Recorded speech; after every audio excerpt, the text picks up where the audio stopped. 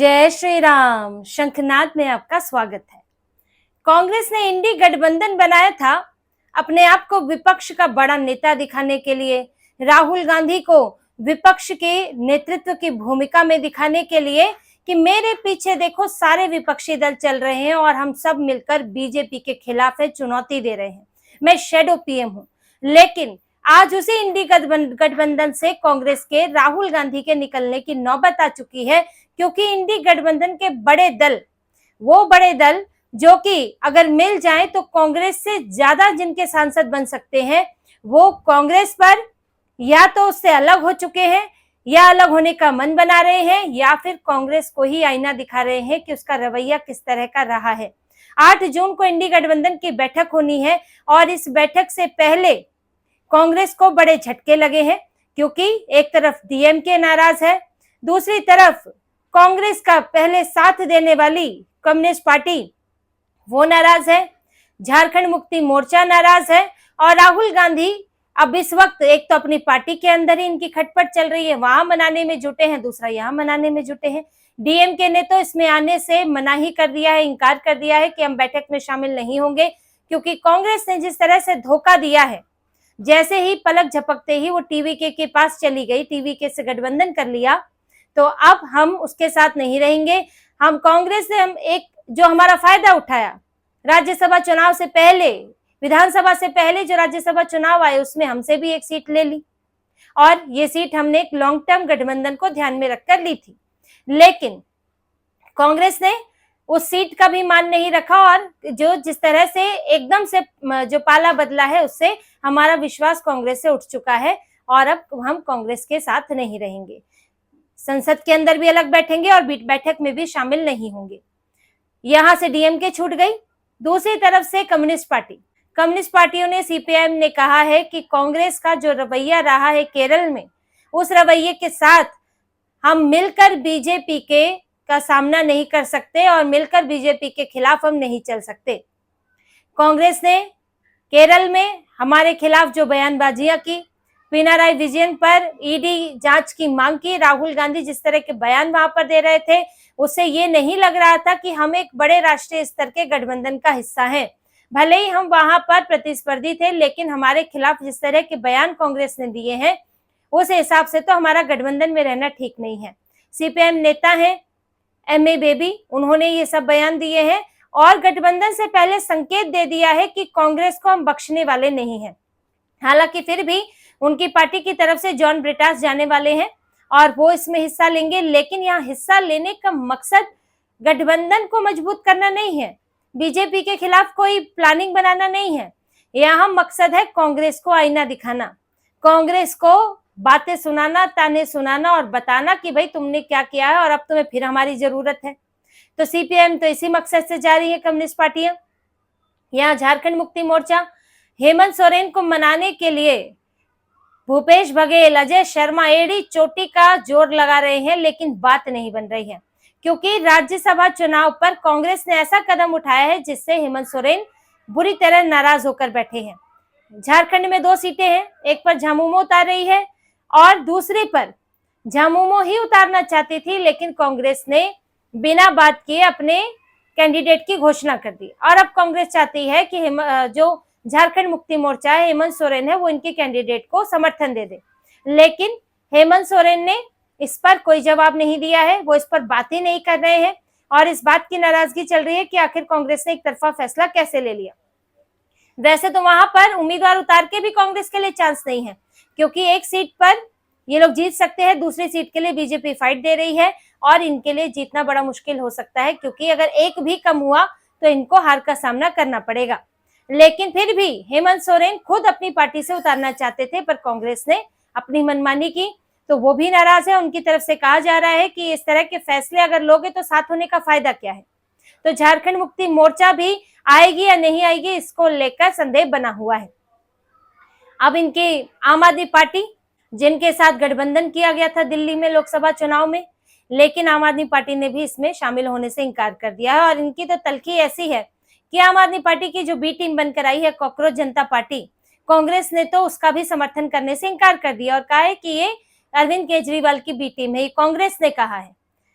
सपा, ये दूसरी पार्टियां जो है राज्य सपा, टीएमसी, ये लोग सपोर्ट कर रहे हैं, लेकिन यहाँ कांग्रेस सपोर्ट नहीं कर रही है, क्योंकि कांग्रेस को यहाँ पंजाब में चुनाव लड़ना है आम आदमी पार्टी के साथ, और कांग्रेस को लगता है कि उसका मुद्दा है ये, चाहे वो परीक्षाओं की बात हो, सीबीएसई की बात हो, ये तो मुद्दा ही चुरा ले रहे हैं। ये आपस में भी तो झगड़ा इनका होता है, क्योंकि इनका वोट बैंक एक जैसा है।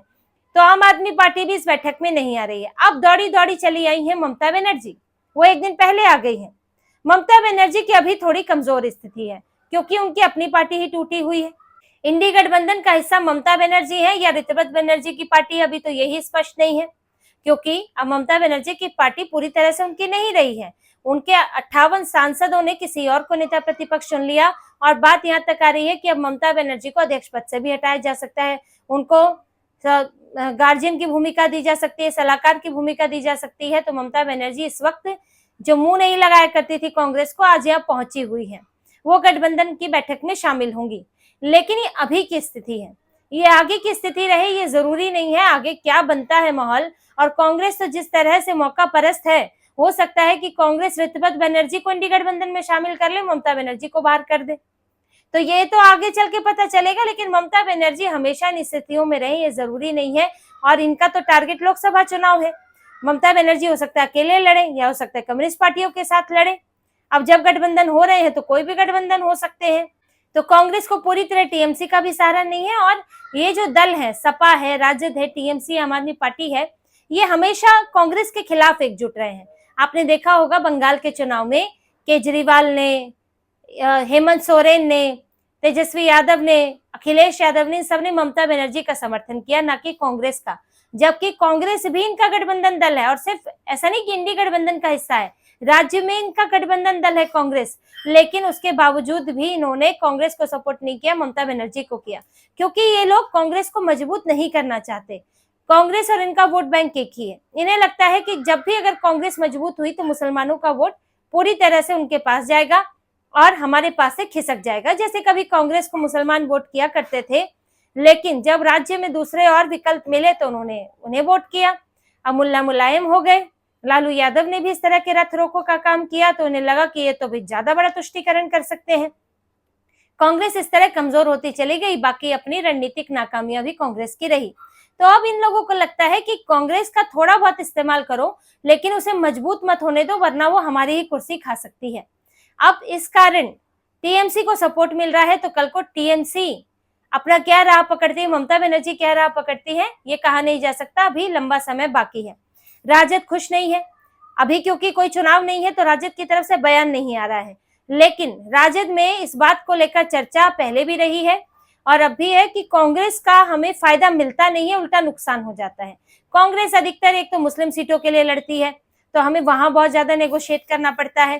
फिर वहां पर भी कांग्रेस को हमारा वोट मिलता है, कांग्रेस को राजद के कारण वोट मिलता है, न कि राजद को कांग्रेस के कारण। कोई इस तरह की सीटें नहीं है जहां कांग्रेस हमें बड़ा फायदा पहुंचा सके। तो इस बात को लेकर मंथन चल रहा है कि अब हम आने वाले वक्त में कांग्रेस को साथ रखें या ना रखें, कांग्रेस को किनारे कर दें।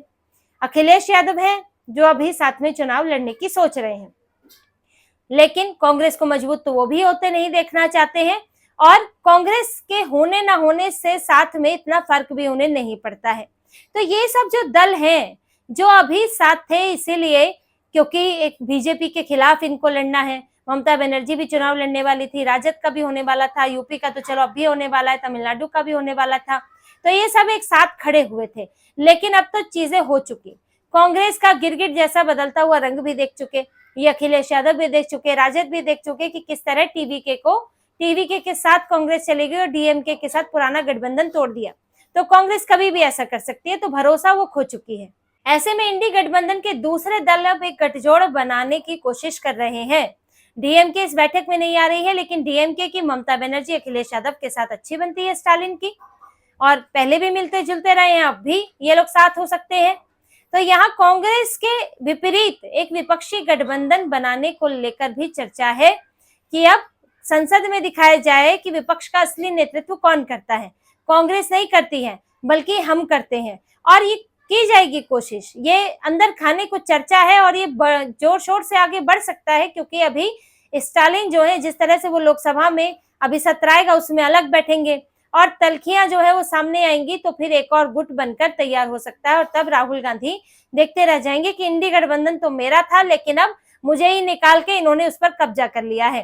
तो ये सब उधेड़बुन चल रही है और इंडी ब्लॉक की जो बैठक होने वाली है ये अब तक की इनकी सबसे खराब बैठक होने वाली है, क्योंकि इस बार इनका टारगेट बीजेपी नहीं है, इस बार इनका टारगेट कांग्रेस है। ये सब कांग्रेस को सुनाने के लिए आ रहे हैं, कांग्रेस को उसकी राजनीतिक हैसियत दिखाने के लिए आ रहे हैं कि तुम्हारे कारण दूसरों को भी नुकसान होता है, हम तुम्हें कंधे पर उठाकर चलते हैं और तुम जो है हमारी जमीन खींचने की कोशिश कर रहे हो। तो कांग्रेस को ये लोग सुनाने जा रहे हैं, ना कि कोई रणनीति बनाने जा रहे हैं। अगर यही स्थितियां रहती हैं तो कांग्रेस के लिए इंडी गठबंधन में बने रहना मुश्किल हो जाएगा, कोई और नया गठबंधन बन सकता है या इसमें से धीरे धीरे करके पार्टियां बाहर हो सकती हैं और जैसे जैसे पार्टियां बाहर होंगी लोकसभा में भी कांग्रेस की जो स्ट्रेंथ है वो कमजोर होती जाएगी। कांग्रेस जो अपने पीछे इनको लेकर एक बड़ा गठबंधन दिखाती थी कि हम तो एक बिल का विरोध करेंगे ही करेंगे, लेकिन अब जो अगर नया विपक्ष बनता है, एक संगठित विपक्ष एक और बनता है बिना कांग्रेस के, हो सकता है कि वो अपना अलग तालमेल बैठाए। जरूरी नहीं है कि वो हर बात पर लड़ाई झगड़े कांग्रेस की तरह, तो उसमें बदलाव आ सकता है। अब कांग्रेस के लिए सबसे बड़ी चुनौती ये है कि राज्यों में तो हार रही है लेकिन अब कम से कम इंडी गठबंधन में तो अपनी जगह बचा ले, जो कि बड़ा मुश्किल लग रहा है। तो इसी तरह की और खबरें और विश्लेषण आपके लिए लाते रहेंगे, हमसे जुड़े रहिए, सब्सक्राइब कीजिए, कमेंट कीजिए। बहुत बहुत धन्यवाद। जय श्री राम।